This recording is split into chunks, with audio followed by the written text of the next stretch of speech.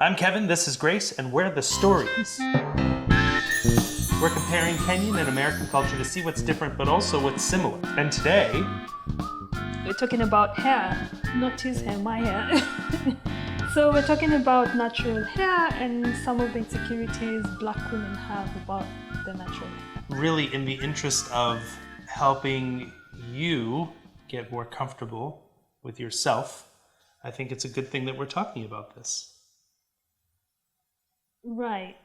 Yeah, it's true. I have insecurities with my natural hair, which I believe are rooted from so many things, background, This is your natural hair, This is my natural hair. because we haven't seen it yet here on this YouTube channel. Yes, I prefer normally having braids because, I don't know, it keeps this kind of hair safe because, just getting this ready today took a while. Most of the times I have braids, extensions that are braided, twisted. Mm-hmm. And yeah, that's basically it. I normally have it open when I take the braids off and I need to, put new ones on. Mm-hmm. I remember when we first were dating, you went through a little stretch. So when I first met you, you had extensions. I Yeah, think. braids. And then when we went out for our second or third date, Yeah, you had natural hair. I did. I'd just taken my braids off and I was actually nervous about that. I don't know if you remember, I was messaging you, I may look different. Be prepared. And I was like, what? Did you, I don't know, have an ear removed or something? Like, what could possibly shock me enough that you'd be really warning me about it? Maybe she got a tattoo that, like a face tattoo? No, it's just my hair. Anyway, so that's one of the insecurities I have. And I'm going to talk about where it comes from. I know many Black people have their own reasons as to why they're very insecure with their hair. So for me, it started off just from the family setting in Kenya, So in my family or family and extended family, if you had short hair, you're not necessarily pretty enough. So you do things to try and make your hair longer. And that's why you see people resorting to applying relaxers. Yeah, so a relaxer is basically this chemical that you apply on natural hair to straighten it because the hair is really curly. That's why it looks like that. I remember seeing kids, especially a few of my cousins having that, and they would be admired a lot. Also, if you couldn't do the relaxing, because my parents would never allow me to do that, it's chemicals, it could be harmful for you. I would add on hair extensions, the braids, just to look pretty, to be accepted in this society, whatever, But I mean, you look very pretty right now. I mean, honestly. Like, you're gorgeous.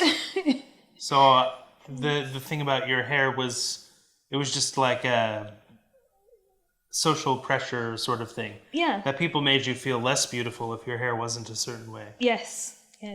Also, one of my family members, I remember I was going out, and this was when I was an adult, and then they made this comment like, you're going with your hair like that, And this was after actually, I think I was in London, and I'd gone back to Kenya, to visit my family, and I had my natural hair, because in the UK, it's okay to have your hair like this. And this family member made this comment, and I was taken back to my childhood. I was like, oh, this is not good. And I went and did the braids again. So there's those kind of things. Yeah. The second insecurity comes from friends. Similar in Kenya, most of my friends had relaxed hair and, just as compared to my cousins, they're all showing it off. It looked good. It's silky and shiny, admirable. So when they see you with natural hair, they make this comments like, oh, you should change this. It'd look better on you. And you take that personally. And now you want to be like them, But then at the same time, you're forgetting this friend has longer hair than yours. Relaxed hair is good on long hair, not short like mine. So yeah, you end up relaxing it because of the peer pressure and it ruins your hair. Mm-hmm. About friends again, I remember in London as a student, there were Black women, British Black women with roots from Jamaica, And for this kind of people, they have different texture. The hair texture is different from ours. Like, you know, I think there's a texture category for Black women. I think ranging from 1 to 4C. Mine is 4C, the most curliest. So I had this friend who was like, oh, you need to embrace your Africanness, you know, have your hair open like mine, because her hair is good, you know. Mm-hmm. And then I went to class for my lecture, and then she saw my hair, like my natural hair. She's like, oh, in a British accent, oh, your hair looks like my Zimbabwean friends. And I'm like, now what? Oh, and then she said, oh, now I understand why she hides it a lot. And I was like, okay, cool. So should I hide it? Are you accepting me after telling me to embrace my Africanness? What are you saying? You know, I went back to putting on braids because of that. Anyway, yeah. Yeah, it's interesting how what almost maybe to some people seems like an offhanded comment can really influence how people live their lives, you know? How somebody could just offhandedly say, maybe that's why so-and-so hides their hair. Yes. And you apply that to yourself. Yeah. And you say, oh, well, then maybe I should also be hiding my hair. Yes. Another insecurity comes from the hairdressers as well. Most of the time I make my hair in Kenya, you know. And I remember even for the wedding, when you had a wedding, my hairdresser was insisting on relaxing my hair because it was natural. I was like, no, don't do it. She really tried to, you know, beg me to do that. You know, after fighting so hard with it, I was like, okay, fine, just a bit. And I remember telling you, they had to put this chemical thing a bit on the side of my hair just so that it could lie down as she wanted. Do I regret it? Yeah. Yeah, so there's pressure from that as well. And lastly, the corporate world. You know, I remember when I was studying in London as well, I would read, especially on the BBC, about Black women not being hired because they had like dreadlocks, you know. I think there's a celebrity as well, I can't remember her name, who comments were made about her dreadlocks. I don't know if you know of that. Here in America.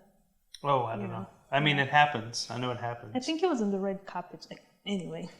So when you see that, like, celebrities having that, or people in the corporate world going through that, what about someone like you? You know, so it makes you feel insecure, so you try to change just to fit in that narrative that people want. Yeah. And I did that. So when I got the job here in New York, I was still in Kenya at that time. I was like, I'm going into banking. I'm going to be facing professionals, and my hair might not be appropriate for this. And so I went and relaxed my hair. And this was after, I think, 8 years of having natural hair. Worst decision of my life. So I went into this company, and there were Black women who were from, you know, the West Indies. They had their natural hair. I regretted it. I was like, oh my God, why did I have to do this to myself? You know? Right before I met you, I started like growing my natural hair back. And I remember being on the lift with one of my bosses, and he made this remark. I was like, oh wow, you have to tell me the magic you did to your hair. You have long hair now that grew over the weekend. And it's like, okay. Right. So there's that. Those. Well, like what did my mom say that once? Like, oh, you got your hair cut. Yes. Or something. No.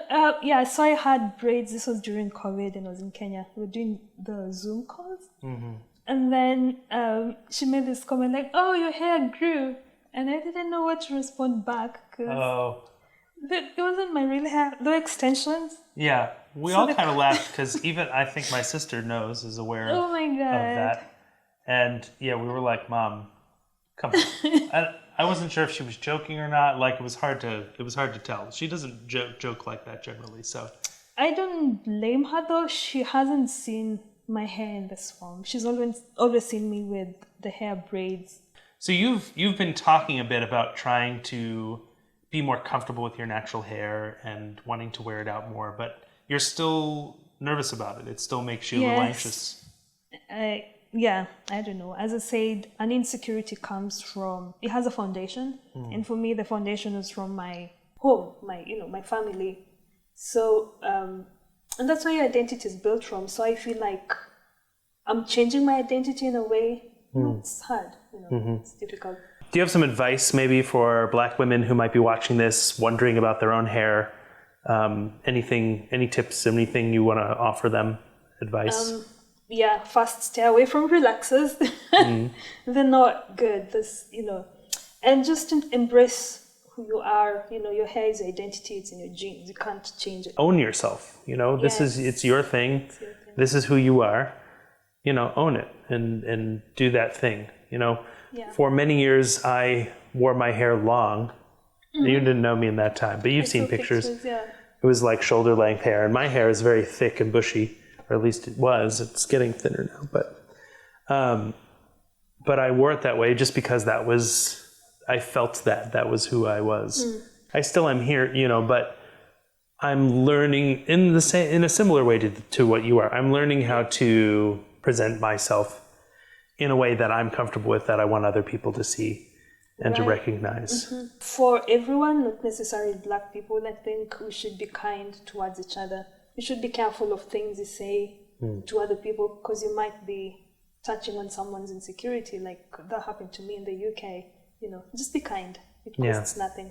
I'm proud of you. Come here. You should see the way I'm sweating. Thanks so much for watching. If you enjoyed this video, you got something good out of it, go ahead and subscribe to the channel to see more of this kind and other kinds of content. Helps us out a lot. Also, share it with your friends. Thanks so much, and until next time, Kwa Heri. Bye. While others may be rich of pocket, we are rich of heart. And the best thing is you have a family from the very